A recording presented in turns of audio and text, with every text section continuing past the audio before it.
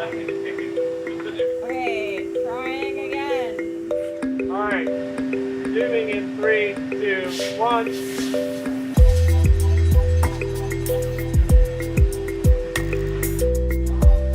The core reason people are so interested in humanoid robots today is the promise of a truly flexible robotic solution that can switch between tasks and applications in a way that we just haven't seen before in robotics. The world was built for humans, and the huge promise of humanoids is that they will be able to enter into those human-built environments and immediately add.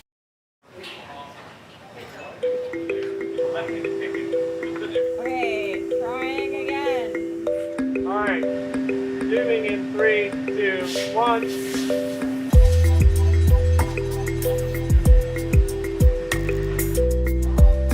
The core reason people are so interested in humanoid robots today is the promise of a truly flexible robotic solution that can switch between tasks and applications in a way that we just haven't seen before in robotics. The world was built for humans, and the huge promise of humanoids is that they will be able to enter into those human-built environments and immediately add value. The previous generation of Atlas was able to do a lot of really athletic things, from running around, jumping, flipping, and so on. And so that made it a really interesting research platform for us to explore the limits of whole body control. But there are some downsides to hydraulics as well, right? They're very complex, they're quite expensive, they're difficult to maintain, and they're messy. Right? Our old lab used to have a thin coat of oil on it at all times. And we got to the point in our humanoid development where we realized that using the battery technology that we developed on the previous generation of Atlas, and by building our own electronic actuators, that we could build a humanoid that was strictly faster, strictly stronger, and more compact, and less messy. Just manipulating objects is something that people spend very little time consciously thinking about. We've had an entire lifetime of interaction with the world to train our control system so that we know how to predict what's going to happen, and we know how to send commands to different parts of our body in order to achieve manipulation tasks. Robots, by and large, do not have that wealth of experience.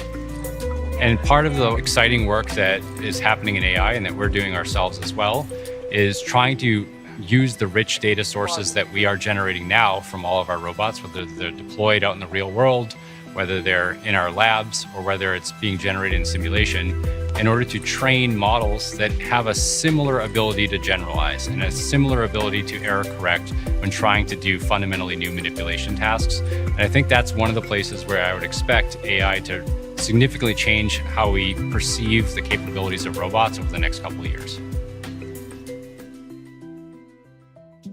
Sequencing is a logistics task in the automotive manufacturing world that was created in order to allow manufacturers to produce many different customizations and variations of vehicles. Sequencing has commercial value, but also from a research perspective, from a building blocks perspective, has a lot of the complexities that we think are necessary to be able to develop general purpose manipulation robots. The sequencing process is taking thousands and thousands of different variants of parts and putting them into the specific order in which cars are going to be produced, making sure that the cars can be produced more quickly and more accurately than they were before. For this task, we've given Atlas a basic description of the end state that we want. So we have this output dolly that needs to be filled with engine covers in a particular order. And we've also given it a description of where it can look to find those engine covers. Once it has this, it basically goes in order of the output dolly. So it picks, say, the first slot in the output. What kind of engine cover do I need? And then consults where can I find that? And then it goes and tries to pick it up from there. And if it can find it, it proceeds. It has that kind of basic description, and then it has a description of the kind of whole architecture of the task that we've provided, and then it puts those two together to do the sequencing. Atlas has cameras, mostly in the head,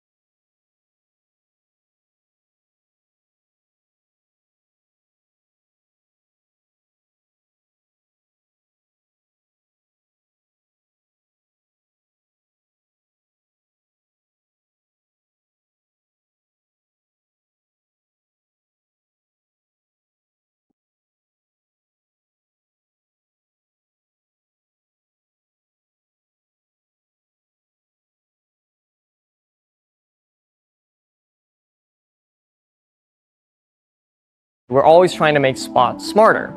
So we're trying to constantly improve its ability to interact with and understand the world around it. I work on the Spot autonomy team. And since I've joined, I've been working a lot with integrating deep learning into our perception stack for Spot.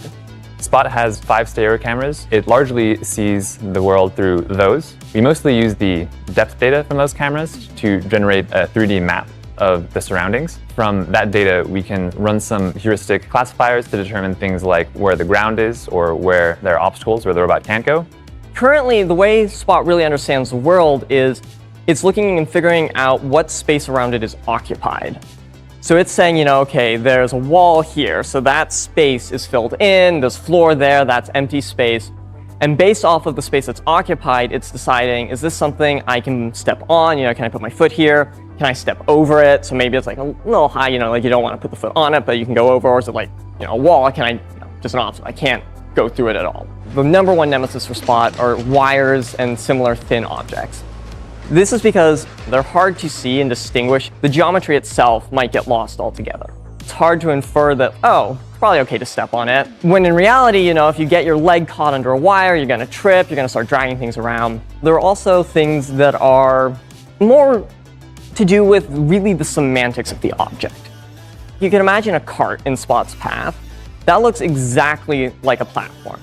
Without knowing that it's a cart, without knowing there are wheels on it, it looks like just a raised surface that you could step on, step off. And it's only knowing that it's a cart that oh, if I put my foot on it, the cart might shoot out, I could trip, bad things could happen. Anyone who's been paying attention to the news, you're hearing about AI, deep learning, neural networks. So about a year ago, a lot of us at the company started playing around with this flurry of visual foundation models that have been coming out. To really get that general level understanding of the world, you need tons of data. You're talking about internet scale data, billions of examples, something that you can't train yourself per se. And so you don't want to have to gather all that data for every application. And so what a foundation model is, it's already been trained on all that data. Maybe not for a specific task. A lot of times all they're learning is to draw associations, like this text relates to that text, this image relates to that text, this image relates to that image. But it sees all of that data, and then you can use that to train a model on top of it or fine-tune it for a downstream task that you actually care about with far less data. So you can take all of that foundation, all that understanding of the world, and then adapt it to the thing you actually want to solve without having to go through the whole process of, trying to re-understand the world. Hazard avoidance is important because it's the first step into adding some sort of semantic understanding to the world in addition to our geometric understanding. A lot of the times we can filter out data that we think is too sparse, but if we can identify that data is a part of some hazard or something that is important to recognize is there, then we can utilize it for navigation. So in the past, you kind of had to limit Spot to a path. You had to sort of say only go in these known locations that are safe, because if it veers off those, it might encounter the hazards we've described. Someone might have left, I left my box of tools and a bunch of wires on the ground. Hey, I'm moving some boxes so my cart's across the hallway. Whereas before it might step on the cart, get itself tangled, it'll avoid them. When it's going down the hall, if we tell it, this is a thing you should not step on, not step over, it'll know that, and it'll be able to more reliably and, from a human perspective, more comfortably get to where it's going. So we're starting from models that we just, got off the shelf. These things that have been trained on internet scale data that already have a great understanding of the world. What we really want to be doing is using this to jumpstart Spot's own ability to train and understand the world better. But because we're running these and we're constantly processing the data, and we can look and see what it was doing and use that to train our own foundation models that are targeted towards what Spot is trying to do. The customers, they're going to see it just get better and better. They're going to see it able to understand more of the things they want it to understand. They're going to see it have a more human level understanding of the world. And honestly, the sky's the limit.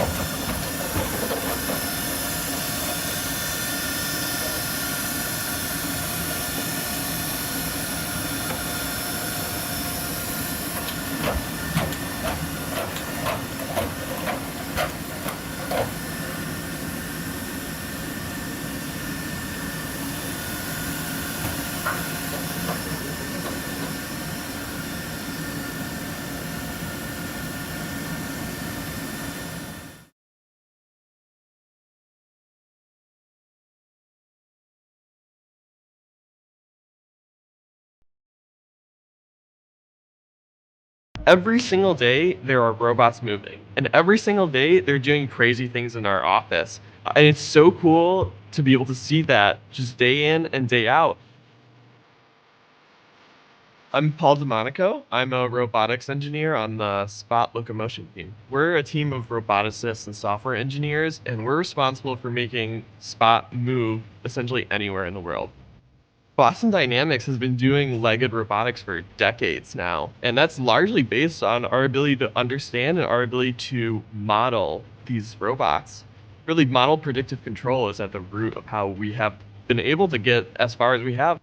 If you look at legged locomotion, here at Boston Dynamics, we have a really good understanding of rigid body dynamics. We have great models that we can run very quickly and that we think are very accurate for how the robot will, in fact, move in reality. But there are parts of the problem that are very hard to solve. They're very hard to model, or they're very hard to model efficiently so that you can run it in real-time control. Something like how the robot's going to move its leg, we understand the dynamics of that leg and how we should move it. But let's say how the robot should step through the world. There's a bunch of ways that the robot could sequence its leg. How long should it swing that leg? How long should it hold the leg in contact? Where in the world should the robot step? It's this very high-dimensional space, and these are problems where, as engineers, as scientists, it's really hard to come up with a good solution. Now with reinforcement learning, as long as we're able to simulate these hard problems, there's a class of problems that we should be able to tackle. Reinforcement learning is a subfield of machine learning. At the heart of reinforcement learning is data. It's generating data that basically explains how the model interacts with the environment, and then be using that data to train an agent. In reinforcement learning, our model is an agent, and it's going to learn through its experiences in whatever environment we put it in. Reinforcement learning for robotics that's largely in simulation. So an agent experiences things a robot would in simulation, and the reinforcement learning algorithm is going to do two things. One, it's going to explore a range of possible solutions that the robot could have in that environment, and it's also going to try to find the optimal solution. What is the best way that robot should interact with the environment? One of the main things we're